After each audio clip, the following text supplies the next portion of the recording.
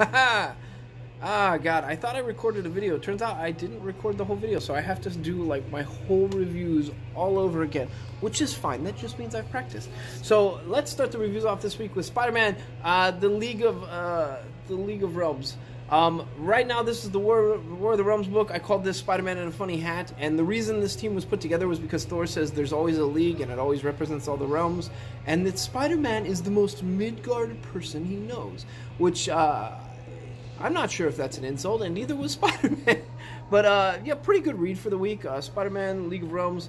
I have very little to complain about the whole War of the Realms stuff. It's all been really fun. I think my only complaint was like the Uncanny X-Men book felt rushed, which was weird for Osborn. But, so this one is a really great read. I don't think it's necessarily a linchpin in the storyline. Like, if you really want to save cash, you need a story that doesn't necessarily, like, solve a lot of the problems. It sort of fixes a little bit, but it's not crucial to the story. This book, maybe you could get away with skipping it, but I'm not sure why you would. You know, you put Spidey on a team where everyone is gung-ho and shoots first without thinking, and, you know, Spider-Man's not used to that, and it plays for a good story. So, Spider-Man League of Realms, pretty good read. Next book we are going to cover is Teenage Mutant Ninja Turtle Shredder in Hell. Now, these books have been a really good storyline that I didn't know I didn't know that I wanted to know all this mythos about the Shredder. Basically, his soul is split in two. There's sort of a good and an evil side, or a younger and older side. And then on top of that, his soul is trying to merge with the dragon. And the younger, the better soul, I guess you could say, the good soul, doesn't want to do that. And it's been really cool to see. It's been nice to see how, in a lot of ways, like, the evil that you are is sort of your own worst enemy. I guess that's the way it is. Some of the evil in your soul is sort of your own worst enemy.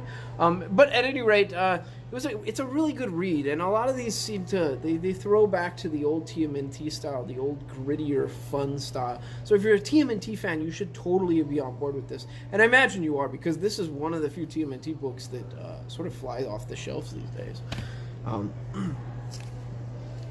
Next book is Justice League, and if you don't know, the Justice League has been trapped in the sixth dimension.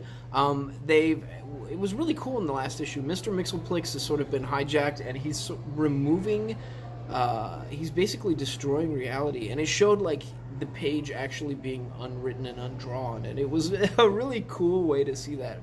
What a way to break the fourth wall. Meanwhile, Superman is trapped.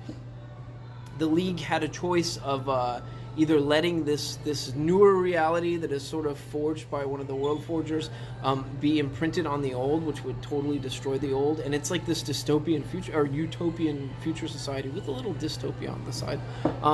And that would have, like, fixed their problems, which is their universe is about to be judged in the multiverse, and if they're not full with hope, they'll be doomed. And so that would have fixed their problems, but most of the League doesn't agree with it, because it's cruel to have to sacrifice a whole of reality to make a new reality.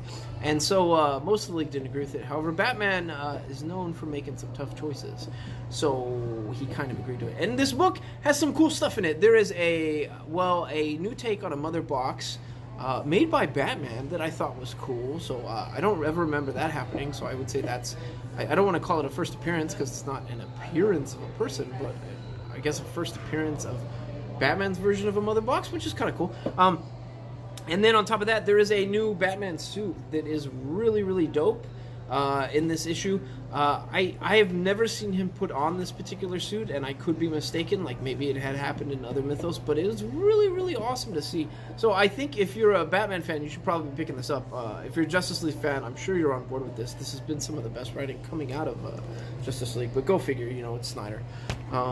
Next book we're going to talk about this week is The Immortal Hulk. And if you don't know, the events of the last Immortal Hulk were really, really cool to see.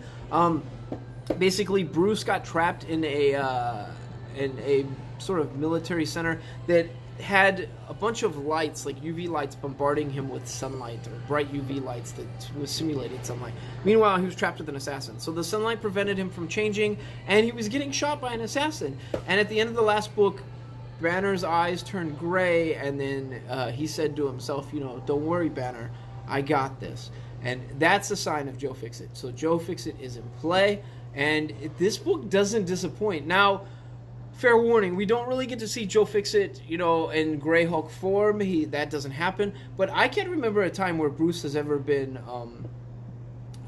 in human form with Joe Fixit emerging, which is a really, really cool thing to see. And more importantly, I love anything with Joe Fixit tends to sell me. I've always loved that character. I like seeing him in play. I like how brutal he can be. In a lot of ways, I mean, he's more methodical than the Hulk, where the Hulk will just smash something down.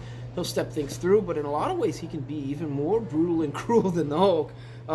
And so I really, really like that character. This issue doesn't disappoint. Granted, if you're looking to see him transform, you're not going to find it in this issue. But if you're looking to see it play out with Joe Fixit picking some stuff apart, you will have a good time. So Immortal Hulk, honestly, the Immortal Hulk has been one of the best things on our shelves these days. I think I heard last month that it outsold Batman, and it makes sense. I mean, Tom King's writing in Batman has been amazing, but what they're doing with the Hulk and the ways they're changing his mythos has been fun, has been really fun. So yeah, Immortal Hulk, that's a must read this week, I think.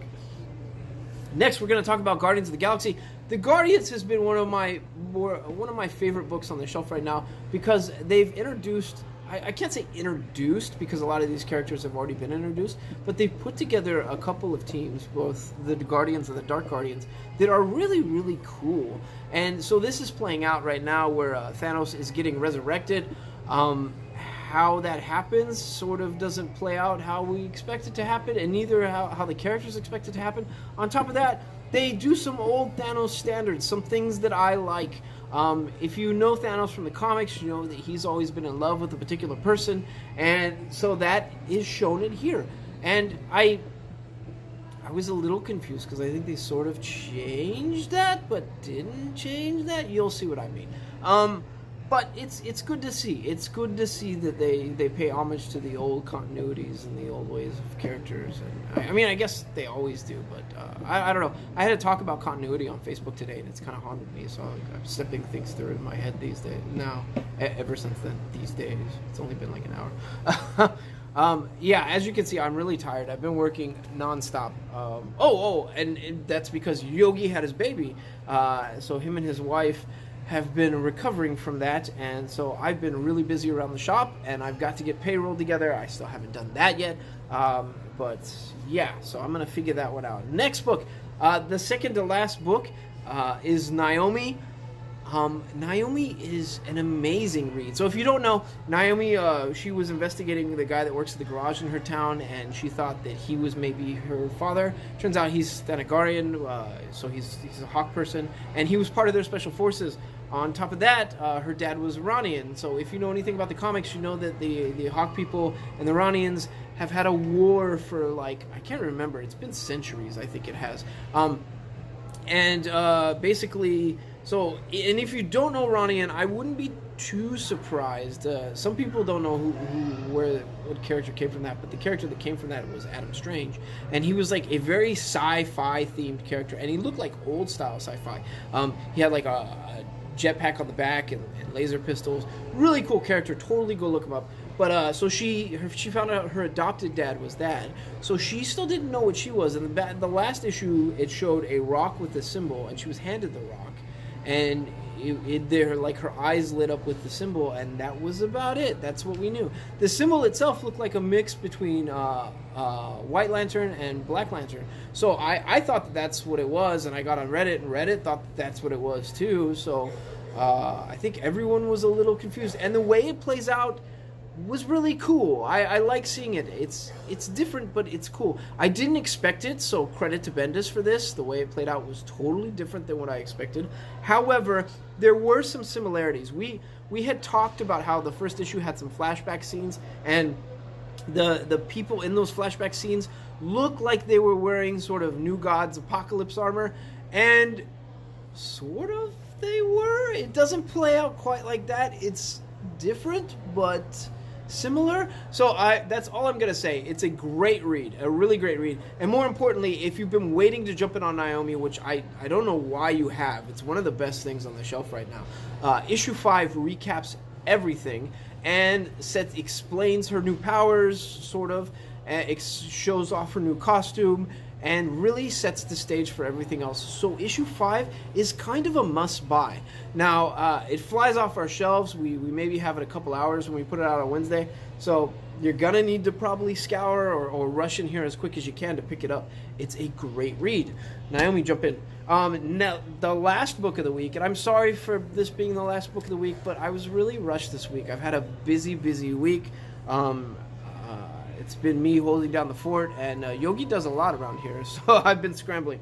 The last book of the week is Batman number 71. Now, we've talked about this Batman run in that King was given 100 books to kill Batman, but the real point of the run was King was given 100 books to make Batman feel as scary as not Batman, to make Bane feel as scary as he was in Nightfall. And he's done that.